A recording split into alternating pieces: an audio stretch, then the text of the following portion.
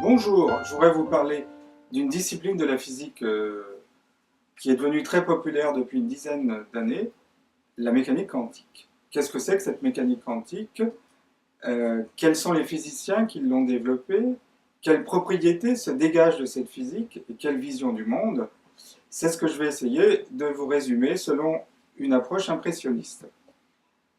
La mécanique quantique est née en 1900 des travaux d'un physicien allemand, Max Planck, qui va découvrir d'une façon inattendue que la matière émet de la lumière par paquets. Un atome émettra de la lumière en envoyant un paquet, ou deux paquets, ou trois paquets, bref, un nombre entier de paquets, mais on n'aura pas la possibilité d'une émission correspondant à 1,5 paquet ou à 3,2 paquets. C'est interdit, c'est impossible.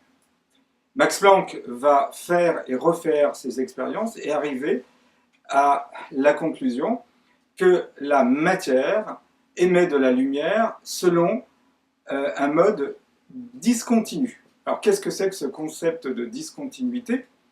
Je vais le définir très simplement à l'aide d'une droite. Une droite est considérée comme étant faite d'une infinité de points. Elle est donc continue. Si j'enlève à l'aide d'une gomme certaines régions de la droite, il y aura des parties pleines, des parties vides, des parties pleines, des parties vides. La droite n'est plus continue, on parle de droite en pointillé, ou de droite discontinue. Si j'enlève régulièrement certaines régions de la droite, imaginons une droite d'1 mètre et tous les 30 cm j'enlève 1 cm, la discontinuité sera qualifiée de quantification. Max Planck va découvrir que la matière émet de la lumière selon un mode d'émission quantifié. Il appelle cette émission particulière théorie des quanta. Quantum, en latin, ça signifie combien quantité, et au pluriel, ça devient quanta. La théorie des quanta, c'est donc la théorie qui va essayer de comprendre comment la matière, à savoir l'atome, émet de la lumière. Par la suite, les physiciens vont se rendre compte que ce continent discontinu, ce continent atomique, réserve plein de propriétés surprenantes. C'est un peu curieux de voir qu'une physique quantique, moins permissive que la physique classique, offre des propriétés absolument impossibles selon la physique classique, encore appelée physique newtonienne. Par exemple, dans le monde de la physique classique, la matière est régie par la mécanique et l'onde est régie selon les lois de l'optique. En aucun cas, on peut décrire la lumière selon la mécanique et vice-versa. En mécanique quantique, un objet quantique, un atome ou une molécule, aura une double dimension simultanément. On parlera de dualité onde-corpuscule, à savoir qu'un atome ou une molécule ont une dimension matérielle et à cette dimension vient s'ajouter simultanément une dimension ondulatoire. Cette dimension ondulatoire, on l'appelle onde de matière. Pour la lumière, c'est différent. La lumière va se présenter soit selon ses habits de matière, soit selon ses habits de lumière. Ce n'est plus onde et matière, comme je l'ai dit il y a quelques instants, mais onde ou matière. La mécanique quantique offre donc pour la matière une logique du et pour la lumière une logique du ou. Autre propriété surprenante, la mécanique quantique ne permet pas de mesurer simultanément et avec la même précision la position et la vitesse d'une particule. Si on a une précision sur la position, on aura une incertitude sur la vitesse, et si on a une précision sur la vitesse, on aura une incertitude sur sa position.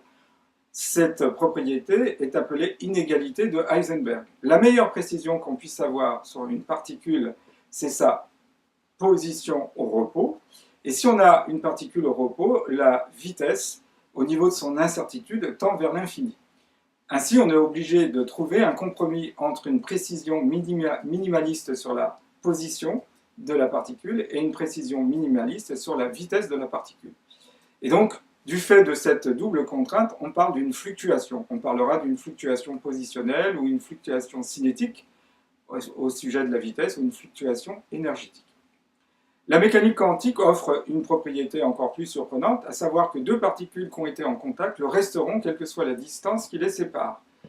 En physique classique, si on écarte deux objets, régis par exemple par la gravitation, si on les éloigne à très grande distance, eh bien l'intensité gravitationnelle diminue en fonction de l'accroissement de distance. En physique quantique, ce n'est pas le cas. Deux particules qui ont été en contact établiront, malgré une très grande distance qui les sépare, la même interaction. Par exemple, si je modifie la particule qui avait, par exemple, la position doigt en l'air, et la deuxième particule qui aura la position doigt en bas, eh bien, si je modifie la première particule, immédiatement, la deuxième particule est modifiée. On a une réaction instantanée. On appelle cette propriété intrication. Autre propriété, quand on refroidit des atomes à très basse température, on est par exemple 1 milliardième de degré Celsius au-dessus de moins 273 degrés Celsius, qui est la température la plus basse, le 0 degré absolu, eh bien tous les atomes qu'on étudie, ou toutes les molécules, vont fusionner pour donner un atome géant ou une molécule géante.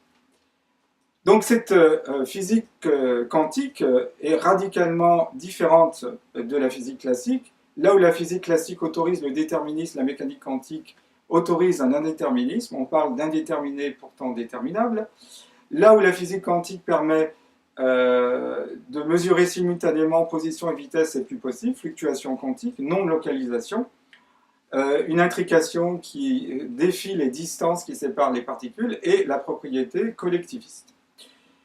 La mécanique quantique a révolutionné notre vision du monde. On dit qu'un grand écrivain est celui qui change notre regard sur le monde après l'avoir lu. Par exemple, après avoir lu Kafka, on verra le monde selon sa dimension bureaucratique. La mécanique quantique nous offre une vision radicalement différente. Un atome n'est plus un objet que l'on peut expérimenter au sens classique, mais devient un être mathématique. On dit qu'un atome est plus un monde de potentialité qu'un monde de faits ou de choses. Autre propriété curieuse que je vais ajouter, c'est la possibilité d'états superposés. Si on imagine un atome quantique, il sera dans différentes positions. En physique classique, un atome peut être au nord, au sud, à l'est ou à l'ouest. C'est la logique du ou qui l'emporte. En mécanique quantique, un atome pourra être aux 4 points cardinaux. Il sera simultanément au nord, au sud, à l'est et à l'ouest. Il est dans des états superposés ou des états potentiels. Si on interagit avec ces états potentiels, un seul résultat va sortir. Ce sera par exemple la position nord. Si j'ai été actualisé, c'est-à-dire ramené dans mon présent, l'état position nord. On en déduit que mesurer, c'est perturber. Celui qui fait la mesure devient un participant et la mesure obtenue devient une observable. La mécanique quantique est un monde très surprenant, à tel point qu'un des pères fondateurs de la mécanique quantique, Niels Bohr, a qualifié la mécanique quantique de la façon suivante: si vous n'êtes pas bouleversé et éprouvé en vous penchant sur la mécanique quantique, c'est que vous n'avez rien compris. La mécanique quantique peut paraître folle, mais elle a toujours été vérifiée expérimentalement. Elle est à la fois la gloire et la honte de la physique. La gloire car aucune branche de la physique ne peut se développer en dehors de la mécanique quantique, et la honte car on ne sait pas toujours pourquoi la mécanique quantique offre cette propriété de discontinuité qui fait qu'un atome émet de la lumière par paquet. Alors, la mécanique quantique est en train d'investir le monde de la biologie. On parle de cerveau quantique et on envisage avec un autre regard la mémoire, la conscience et même l'âme. Certaines propriétés de la mécanique quantique, comme le monde des enzymes ou la photosynthèse qui permet aux plantes de transformer la lumière en matière, sont envisagées selon un regard quantique. Et elle va évidemment servir de nouveaux paradigmes. Paradigme, c'est un mot que les philosophes utilisent pour désigner une vision du monde. Et l'entreprise pourra être envisagée selon une grille quantique ou un paradigme quantique. La société pourra être envisagée sur un paradigme quantique. Après avoir régi le 19e et le 20e siècle, la physique a quitté le clan classique pour entrer au 21e siècle avec un nouveau paradigme, un paradigme quantique. Merci de m'avoir écouté.